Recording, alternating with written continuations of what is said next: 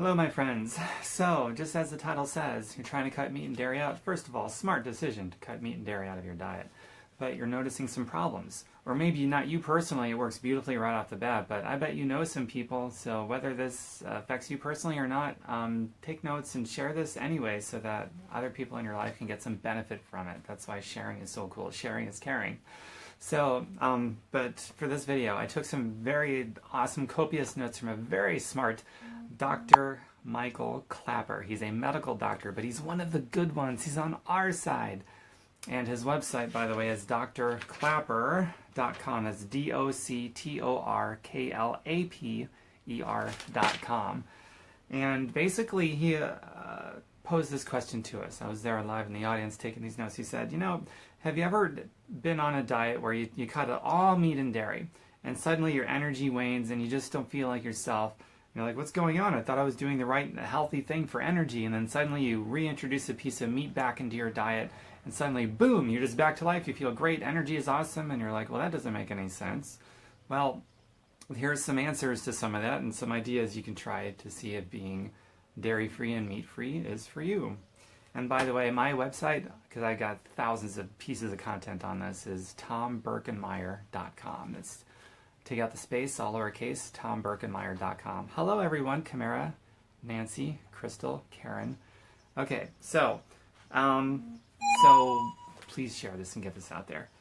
So going back to my notes here, he says the first thing that you need to consider, if this is you or you know somebody who's going through this struggle, a failure to thrive vegan is what he calls it. There's always, in his mind, there's always a reason why somebody might fail to thrive as a vegan.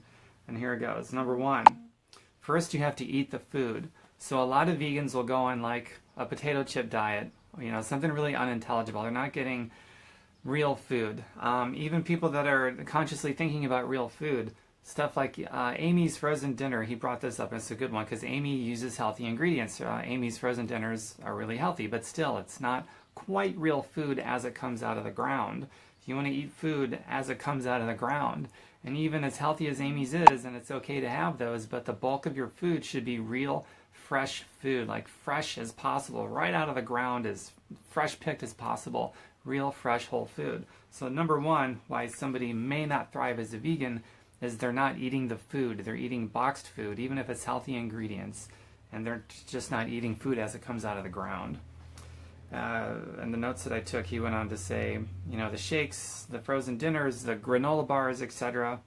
Avoid the temptation in the grocery store when you're going down even the healthy aisle. You see Amy's and the other ones. His advice was to point at it, look at it, and say, you are not real food, and avoid that aisle. I guess it has some kind of a psychological effect to actually physically do that and say that out loud. And then just go to the real food aisles, or maybe the produce section would be pretty much as it comes out of the ground. The produce section is. Hi, Mel. Hi, Caitlin. Eat it as it's grown out of the ground. So some examples he gave us, and we can go on and on about this, but just for a couple. If you want some potatoes, you don't eat potato chips, you eat potatoes and don't take the skin off. Eat it as it grows out of the ground. If you want some corn, don't eat corn chips, eat some corn in the cob. Not canned corn, but as it comes out of the ground, corn on the cob, and don't put butter and salt and sugar on it and all that stuff. And make salad the main dish, because your salad is going to be basically food that comes out of the ground as it is. Hi, Michelle. But don't douse the salad with oil-rich dressings and other dressings that are bad. Oh, by the way, here's a tip for you. Google, also my YouTube, you can do the little search on my YouTube for oil-free salad dressings and make them from scratch. They're super simple, healthy, oil-free, and therefore you cannot have too much of it. It's awesome.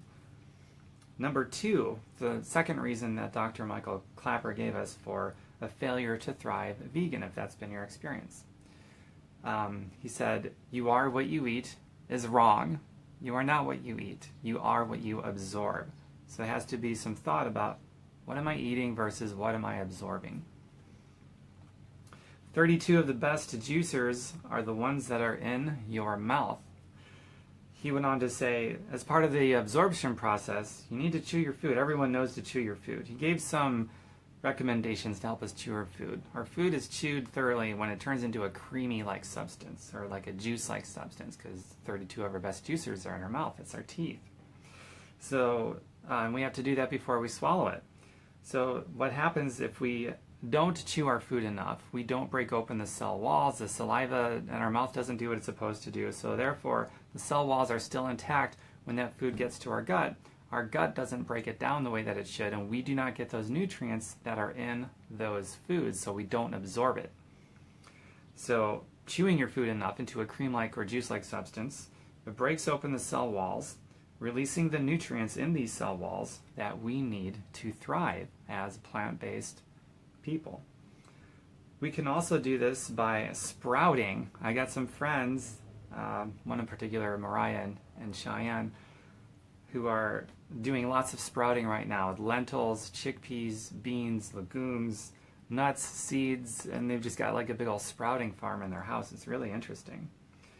But this is a way that you can break down those help with breaking down those cell walls by sprouting. So look into sprouting things. I'm going to do some videos in the near future on sprouting because there's a lot of health benefits in that, and I haven't really gone over that yet. Let's see here. Speaking of absorption, a lot of people fail to thrive as a vegan because they're not getting the iron that they need. That's a common one. Anemia is a common term thrown around. So to optimize iron absorption, you have it with something that's rich in vitamin C, such as an orange or different salsas. So iron-rich plant-based foods with vitamin C-rich plant-based foods, you make that combination when you're eating them, and you optimize the iron absorption into your body. Another common one that's missed for vegans is zinc. So they fail to thrive as a vegan. They don't understand why. Could be look at your zinc absorption, not just your consumption, because you're not what you eat, you are what you absorb. So to optimize zinc absorption, he recommended that you have foods, plant-based foods, rich in zinc. You have them in concert with garlic and onions. And the garlic and onions you want to chop up or smash a few minutes before you eat them, because it's the cutting up and the smashing of them that releases the chemicals that are anti-cancerous and medicinal for all that they're worth. But that's how you can increase and optimize your zinc absorption. Pretty cool, hey? Hi, Olive. Hi, Caitlin. Yeah, Caitlin, I will be doing more videos about sprouting in the near future, I do believe, because it's got enormous health benefits. So let's see here. Let's go to the next page. Skipping ahead of myself. Here's another really awesome tip he gave us. Cut up your cruciferous vegetables, such as those kinds of vegetables are going to be things like broccoli, kale, spinach, cabbage, your cruciferous vegetables. And let them sit for about 20 minutes on the chopping block after you've chopped them before eating them. Because like the smashed and chopped up garlic and scallions and onions, this is what activates the cancer-fighting properties. That's hugely important for obvious reasons. And also, here's something really cool. To increase nutrient absorption, especially of trace minerals and phytonutrients, raw nuts and seeds, have them with your dark leafy cruciferous vegetables. When you combine those foods, then you're optimizing the nutrient absorption of all the phytochemicals that are in the greens, and all the zinc and iron and magnesium and everything else that's in the nuts. So you're going to absorb those, because you're not what you eat, you are what you absorb. Hello, Kim. Hi, Christy. And all the doctors at this conference pretty much are on the same page on that, so it seems to be very pro-science to combine raw nuts and seeds with dark leafy greens and other cruciferous vegetables. That was like one of the biggest tips I could give you in this whole video. I think that one thing right there. Let's see here. You can assure mineral availability by sprouting and cooking. I already talked about sprouting, but cooking. And cooking, there has to be a balancing act. Like at least 51% of your diet should be raw plant-based food. So 51%, most of your diet should be raw. And then the other portion of your diet that you're cooking, if you are cooking at all, you want to cook enough to help break open the cell walls for easier digestion, but you don't want to overcook, because then you kill all the available nutrients and you get nothing out of it. and it could actually be toxic if you overcook your vegetables and other foods. So there's a balancing act. For most things, maybe a quick blanching or maybe between 4 and 6 minutes. Putting things in a wok is the best, walking. The next best is lightly steaming, then baking, and the worst is boiling. So you don't want to boil anything. But walking is the best, just for a few minutes, so that it's long enough to break open the cell walls for easier digestion and availability, because you are what you absorb, not what you eat. But not too long that you start killing the nutrition in them. Absolutely, Mel, watch later. This will be posted on my timeline and YouTube. Hi, Joy. Oh yeah, assure iodine sufficiency. This is another reason why a lot of people that switch to being plant-based vegan don't thrive, and they're wondering why.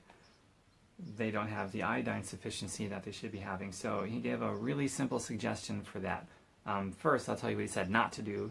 Dr. Michael Clapper says, do not take kelp tablets. Kelp in tablet form for the iodine is too concentrated, and you'll overdose, and it can cause thyroid problems. So, according to Dr. Michael Clapper, stay away from kelp tablets because you could get thyroid problems. It's overdosing on iodine. So, he says eating sea vegetables a few times a week, just like 2 or 3 times a week, will give you the iodine that you need. Pure sea salt. Here's a myth he goes over. Pure sea salt has no iodine because it evaporates with the water. They pull all the water out of the sea, they let the water evaporate, all that's left is the salt, but also the iodine evaporates with the water. So even if it's the healthiest sea salt from the healthiest oceans, it still has no iodine, and so you're going to suffer an iodine insufficiency if you don't get iodine from eating sea vegetables. However, you can get iodized sea salt because the iodized sea salt has the iodine sprayed back in it. Here's another nutrient absorption tip, really cool one. Hi Annette, hi Sally, because remember you are what you absorb, not what you eat. Vitamin K. Vitamin K helps calcium to the bones rather than the artery walls. So plant-based foods that are rich in vitamin K, you eat those with plant-based foods that are rich in calcium, such as spinach. Well, to get the mixture of it, vitamin K, kale, spinach, and calcium could be almonds, for example, raw almonds. So if you combine those, like kale, spinach, with some raw almonds, and you eat those together, it's going to put calcium density back into your bones, strengthening your bones, and it'll take them away from the artery walls. Calcium buildup on artery walls is very dangerous. It leads to different heart attacks and strokes and atherosclerosis and tissue scarring and all kinds of things, endothelial cell damage. So remember that one. That's a huge tip, and that's also one common reason that vegans fail to thrive. Let's see here. High-fat diets. Oh, this is really good. High-fat diets clog insulin receptors, and it leads to high blood sugar. So eating an apple a day could skyrocket your blood sugar, because an apple, keep in mind, is generally pretty low glycemic. So if your insulin receptors are clogged and not functioning right, then eating an apple, eating anything, could skyrocket your blood sugars, and now you're insulin dependent. And that's why people on the paleo diet, I'll make another video about paleo more later, but not in this one, but paleo is basically a diet that's high in animal fat and protein, and they have to stay away from carbs in the paleo diet, very strictly stay away from carbs because their diet is so high in fat, because if they have a carb, their blood sugars go out of control. They're not healthy enough to handle carbs. Let's see here, and just so you know, your insulin receptors are important because as you eat food, it gets released into the bloodstream, your blood sugars go up, your insulin receptors need to be aware of that, and so they send out insulin and glucagon, and those are the two things that maintain healthy blood sugar levels. And if your insulin receptors are blocked or clogged from a high-fat diet, then you have a problem. Anything you eat is going to spike your blood sugar, and it's going to have a hard time coming back down. Therefore, you need to inject insulin intravenously into your blood veins to bring it back down. And that's basically type 2 diabetes. So high-fat diets, even if it's a healthy fat, even if it's extra virgin olive oil, raw, and raw coconut oil, you want a low-fat diet. And this is a pretty good conceptual tip he gave us. Don't be comfortably unaware. That's where meat and dairy wants you to be, is comfortably unaware. and this is important too, this goes to the heart of, oh, I switched to a vegan plant-based diet, but I don't feel so good anymore. So I'll introduce the meat back and suddenly I feel amazing. This, here's where he explains that, and I'll do the best job I can because I'm not a scientist, but what he did say made complete sense, so I'm going to share it with you. Dr. Michael Clapper said, meat is an acquired dependency, much like a drug, like heroin or cocaine. It's not a natural human diet, according to Dr. Michael Clapper. Meat is an acquired dependency, not a natural human diet. It's like weaning yourself off of drugs or cold turkey. Eventually, you can break the dependency. So he talked a lot about breaking the dependency. So here's where he got into a little bit of the science about it, because he is a medical doctor after all, one of the good ones. He said that you develop these microbes in your gut and other digestive enzymes that break down food, and based on what you eat, you set up the conditioning for the types of digestive enzymes and microbes that are going to break down food. So for example, you take a child that's raised in a vegan home, plant-based whole food nutrition, and that person grows up conditioning their gut to digest and break down that kind of food. And then you introduce something like meat, they might have a problem with it. It may not be the greatest thing. They could feel it right away. And vice versa. You have a child that's growing up on the typical diet, the typical American diet of lots of meat and dairy. And so from birth, they're conditioning their gut to absorb and digest those particular foods, those foods that cause other health problems, like with your artery vessels, your endothelial cells, and increasing the risk of heart attack and stroke, and inflammation over the muscle bellies of your entire body and joints, and the fires in your joints, and all these other problems. So the key becomes to, if that's what you've been raised on, according to Dr. Michael Clapper, is switch to a plant-based whole food diet. He even said if you need to slowly wean yourself, that's fine. Like, just cut down on meat, cut down on dairy, little by little, every few days, every week, less and less, until you're 100% plant-based. And then by that time, you'll have created a conditioning in your gut, the microbes and the digestive enzymes, to be able to thrive on that kind of a diet where you do have more energy than you had before. You did all that stuff, and you feel better, and you're going to live longer, less likelihood of any disease, and all that kind of stuff. So I thought that was pretty cool. So that's how you wean yourself off of a dependency of anything. It could be cold turkey, which might work for some. Then others need to do a weaning process because there's a physical addiction at hand. As he said, meat is an acquired dependency, not a natural human diet. But you can eventually break the dependency. So those are all those ideas that Michael Clapper shared with us, Dr. Michael Clapper, to answer questions about why you might not be thriving on a vegan diet, and also what to do about it if that is the case, because ultimately we're healthier on our natural human diet, which is plant-based whole food nutrition. Pretty cool. Now, here's where I'm going to add my own 2 cents. He's much smarter than I am, so I'm not saying this to undermine anything he said. But I do know people, and I'm one of them, to be honest with you, that went for months, sometimes years, on a 100% plant-based diet, no meat, no dairy, none of that stuff. And slowly over time, over months and over years, it was making them weaker. It was causing some problems. And these are smart friends of mine. They weren't on the potato chip diet. They had a wide variety of all sorts of different plants, mostly raw, if not all raw. Very intelligent people on very intelligent diets.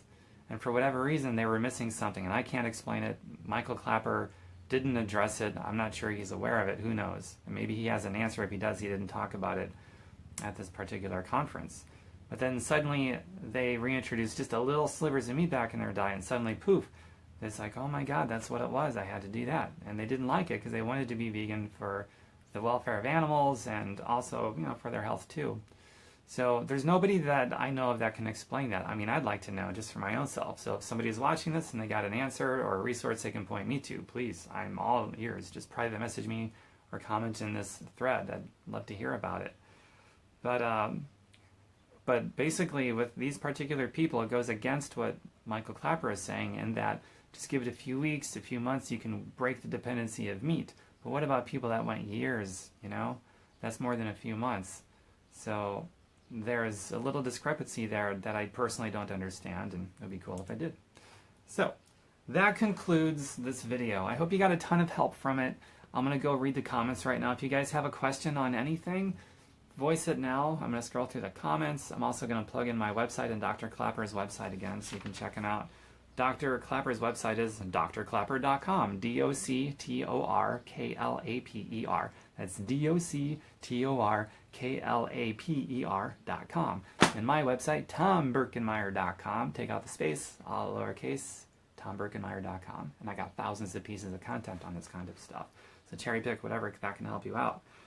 And I'm scrolling up through and share this because sharing is caring. People need help. We should be helping each other figure out what works for us individually.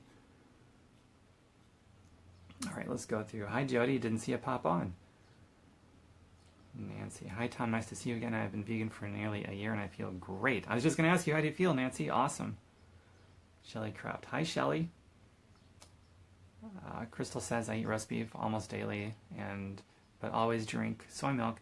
I never drink regular milk. Cool. I haven't had a glass of dairy milk in about 6 or 7 years. I was able to quit that cold turkey, to my surprise. I'm grateful for it. But I love plant-based milks, dairy-free, almond, coconut, hemp milk, rice milk, all those milks. Except soy milk is the only one I don't do. There's a lot of controversy about that. That seems to be pretty legit. Oh, and I also never add any sugar to it. I don't add sugar to anything. Christy Lopez. Hey, Christy. I didn't see you until now. Hi, Camara. Morning, Tom. Sorry, haven't been up to too much. Recovering from knee surgery and going to therapy now. Cool. I wish you a speedy recovery, Michelle. Remember, lots of plant-based whole food nutrition. It can really go a long way towards speeding up a recovery process. Absorbable nutrition, I should say, because remember Dr. Clapper said you are not what you eat, but you are what you absorb. And I gave a lot of advice in this video on different foods you can combine and how to make them to get the nutrient absorption.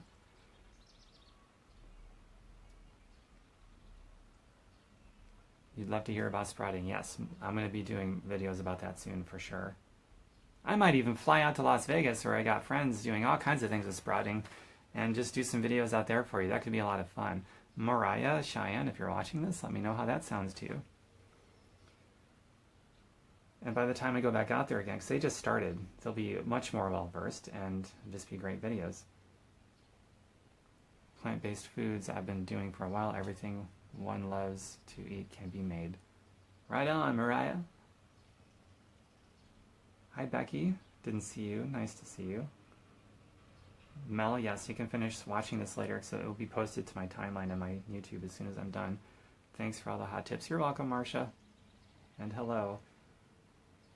Stacy, hello. Bonnie, Shauna, Kimberly. Okay, I am all caught up with the comments and so forth. So I'll hang out for another 1 minute, and if nothing happens, and I'll just say that this ran its course, and hopefully you got a lot of value and benefit from this that you can use and that you can share with other people, because sharing is caring. And you can still comment on this even after the live feed is over, and people will still see, and I'll still see too, okay?